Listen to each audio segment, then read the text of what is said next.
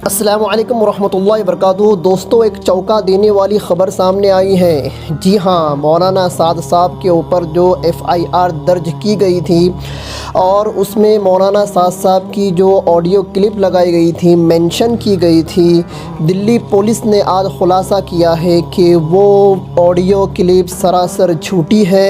Audio clip के साथ छेड़खानी की गई थी, अलग अलग ऑडियो को जोड़कर एक ऑडियो बनाया गया था और उसको मौलाना साद साहब के ख़िलाफ़ FIR में मेंशन किया गया था। जी हाँ दोस्तों, ये एक बहुत बड़ी ख़बर आ रही है और ये एक हक़ की जीत है। अल्लाह के नबी सल्लल्लाहु अलैहि वसल्लम का इरशाद है, अस्सिद्क़ु यंजी वल किज़्ब युहलिक, के सच हमेशा नजात दिलाता है और झूठ हमेशा हलाक होता है। दोस्तों पढ़िए, सोचिए कि जिस ऑडियो को दिन रात चैनलों पर चलाकर मौलाना साद साहब और तबलीगी जमात के सर पर गोदी मीडिया ने कोरोना वायरस का ठिकरा फोड़ा था, आज उस ऑडियो की क्लिप की हकीकत सामने आ गई है। जी हाँ, यही ऑडियो क्लिप पुलिस FIR में मेंशन की गई थी और आज ये जांच में ये ऑडियो क्लिप बिल्कुल फ़र्ज़ी साबित हुई है। हर दिन चैनलों पर एक झूठ चलाया गया कि मौलाना साद साहब फ़रार हैं, जबकि सच्चाई ये है कि क्राइम ब्रांच और दिल्ली पुलिस से कभी गोदी मीडिया वालों ने ये पूछा ही नहीं कि मौलाना साद साहब कहाँ हैं। तो दोस्तों, ये बहुत बड़ी ख़बर है, बहुत बड़ा खुलासा है और ये उन गोदी मीडिया वालों के मुंह पर एक तमाचा है जिन्होंने एक झूठी खबर फैलाई थी। जहाँ तक मेरा मानना है, इस झूठी ऑडियो को चलाने पर गोदी मीडिया वालों पर FIR होनी चाहिए।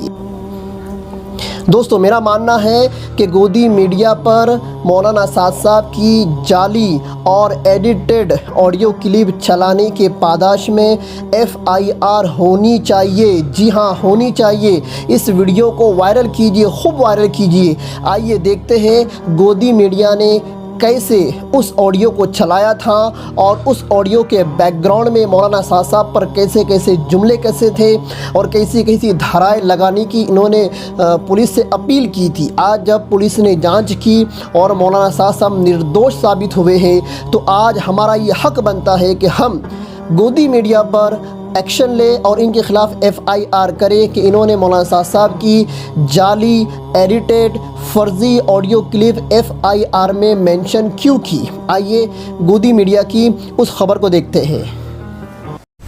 और एक और बेहद अहम खबर, दिल्ली के मरकज निजामुद्दीन के सरबराह मौलाना साद कांदलवी की उस ऑडियो क्लिप के बारे में बड़ा इंकशाफ सामने आया है, जिसमें उन्होंने कहा था कि कोरोना वायरस से मुसलमानों को कोई नुकसान नहीं होगा और तबलीगी जमात के अरकान को सोशल डिस्टेंसिंग पर अमल करने की जरूरत नहीं है।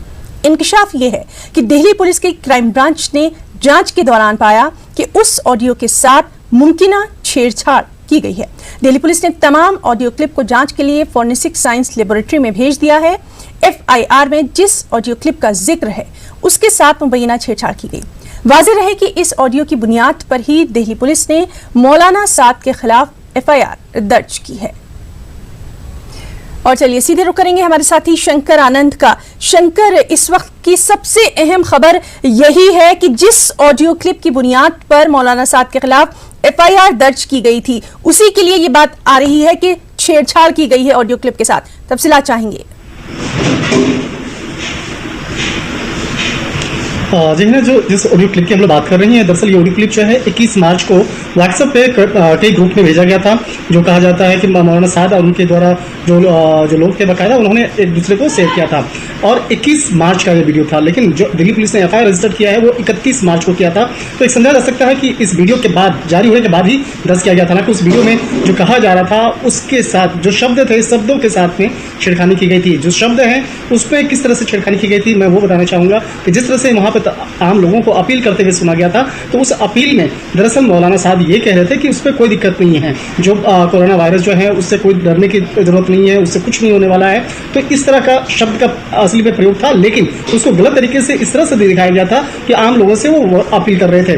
तो इस मामले पर क्राइम ब्रांच की टीम को काफ़ी महत्वपूर्ण जानकारी मिली। तो उसके बाद ये शुरुआती तौर पर लगा कि इस ऑडियो क्लिप के साथ में छेड़खानी की गई है, उसके साथ में जो तमाम जो शब्द हैं, शब्दों को अदला बदला लग गया है। उसके बाद इस मामले की नज़ाकत को देखते हुए इस ऑडियो क्लिप को जांच के लिए रोहिणी स्थित लैब में भेजा गया, जहां पर जो फोरेंसिक जांच करने वाली जो टीम है बाकायदा उस ऑडियो क्लिप की जांच पड़ताल करेंगे कि किस तरह से इसके साथ छेड़खानी की गई। इसके साथ ही इस वीडियो और ऑडियो को किसने अपलोड किया था, किसने सर्कुलेट किया था, इस मामले की विस्तार से तफ्तीश की जा रही है और ये जांचा जाएगा कि आखिर वो कौन लोग थे, मौलाना साहब से जो लोग थे जिसने इस ऑडियो को वायरल किया था। तो निश्चित तौर पे आने वाले वक्त में उससे भी पूछताछ की जाएगी और उसकी भी गिरफ्तारी इस मामले में संभव है। तो एक तरह से कहा जा सकता है कि 14 दिनों का जो क्वारंटाइन का जो समय था वो लगभग पूरा हो चुका है और आने वाले दिनों में कई लोगों से इस मामले में पूछताछ की जाएगी और कई लोगों की जो मुश्किलें हैं वो आने वाले दिनों में बढ़ने वाली हैं। यानी कहीं ना कहीं ये बात जो है वो जांच में साफ हो रही है कि इस ऑडियो क्लिप के साथ छेड़छाड़ की गई है। निश्चित तौर पर देखिए बहुत से ऐसे क्लिप थे जो क्लिप आम लोगों के लिए बाकायदा आम लोग जो है सुन रहे थे और कई ऐसे ऑडियो क्लिप थे जो कि तबलीगी जमात से जुड़े हुए जो वेबसाइट है उस वेबसाइट पे उसको डाला गया था, अपलोड किया गया था। तो उस अपलोड करने के पहले किस तरह से उस ऑडियो क्लिप में छेड़खानी की गई। हालांकि बहुत सारे ऐसे जो दिल्ली पुलिस के हमारे सूत्र बता रहे हैं क्राइम ब्रांच के कि बहुत सारे ऐसे क्लिप थे जिसमें उसको पहले वायरल किया गया। वायरल करने के बाद जब इस मामले में दिल्ली पुलिस ने जब मामला दर्ज किया तो उसके बाद उसी ऑडियो क्लिप को उसमें शब्दों का हेरफेर किया गया, उसमें कुछ तब्दीली की गई।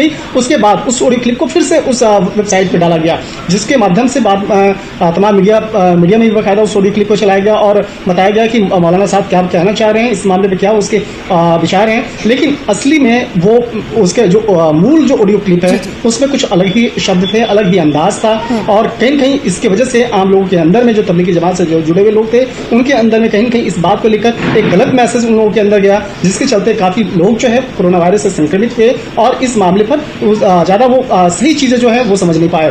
तो कहीं कहीं इस मामले पर जिस तरह से मामला दर्ज किया गया है। शंकर एक और बात बेहद अहम यहाँ हम आपसे फिर से जानना चाहेंगे, ये जांच जो है ये कब तक पूरी होने की उम्मीद की जा रही है, क्योंकि जाहिर सी बात है बेहद अहम खबर है ये इस वक्त की।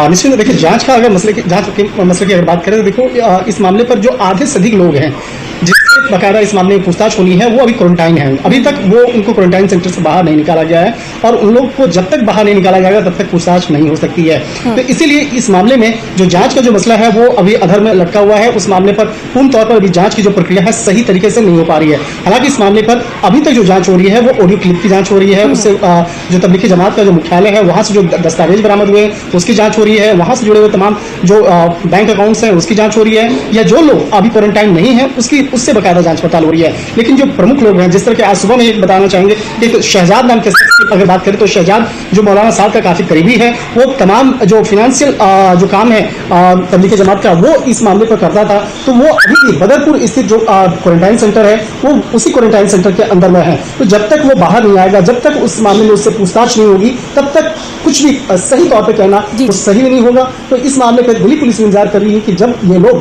क्वारंटाइन सेंटर से बाहर आएंगे और पूर्ण तौर पर उसके स्वस्थ होने की जो मेडिकल रिपोर्ट जब आ जाएगी उसके बाद इन लोगों को पूछताछ की जाएगी औपचारिक तौर पर। उसके बाद तमाम जो आंकड़े हैं, तमाम जो साक्ष्य हैं वो सामने आ सकते हैं। तो फिलहाल अभी कुछ दिन का और इंतजार करना पड़ेगा। हालांकि दिल्ली पुलिस की क्राइम ब्रांच के साथ साथ केंद्रीय जांच एजेंसी ईडी इस मामले की पड़ताल कर रही है, लेकिन ईडी जो जांच पड़ताल कर रही है वो भी कर रही है फाइनेंशियल ट्रांजैक्शंस को देख रही है। तो बहरहाल इस मामले पर लगातार हमारी नजर भी बनी हुई है। शंकर आनंद बहुत बहुत। दोस्तों देखिए किस तरह से गोदी मीडिया ने ये प्रोपेगेंडा चलाया था कि मौलाना साहब लोगों को उकसा रहे हैं कि मस्जिदों में आओ, मस्जिदों में भीड़ करो, सोशल डिस्टेंसिंग की कोई हकीकत नहीं है, बीमारी अल्लाह देते हैं और मोमिन के लिए सबसे अच्छी बात तो ये है कि उसकी मौत मस्जिद के अंदर आए। ये सारी जो क्लिप जो थी ये आज फर्जी साबित हुई थी। इसका कोरोना वायरस और सोशल डिस्टेंसिंग से कुछ भी लेना देना नहीं है। तो दोस्तों ये हमारे लिए बहुत ही खुशी की बात है कि जहाँ पर तबलीगी जमात का कोरोना से कोई भी ताल्लुक़ नज़र नहीं आया, नहीं मिला, जहाँ पर तबलीगी जमात का कोरोना वायरस के फैलाने से कोई भी ताल्लुक़ नहीं था, वहाँ पर मौलाना साहब के ऊपर भी जो इल्ज़ामात लगाए गए हैं वो भी बिल्कुल बेतुके और फ़र्ज़ी साबित हो रहे हैं। ये हमारी जीत है, ये तबलीग जमात की जीत है, ये मुसलमानों की जीत है, ये सच्चाई की जीत है। सच हमेशा जीतता है, झूठ की हमेशा हार होती है। आज उन लोगों का मुँह काला हो गया जिन लोगों ने मौलाना साहब, मुसलमान और तबलीगी जमात के ख़िलाफ़ एक बहुत ही ख़तरनाक एजेंडा चलाया था। आज उनका मुंह काला हो गया, उनका सफ़ेद झूठ लोगों के सामने आ गया।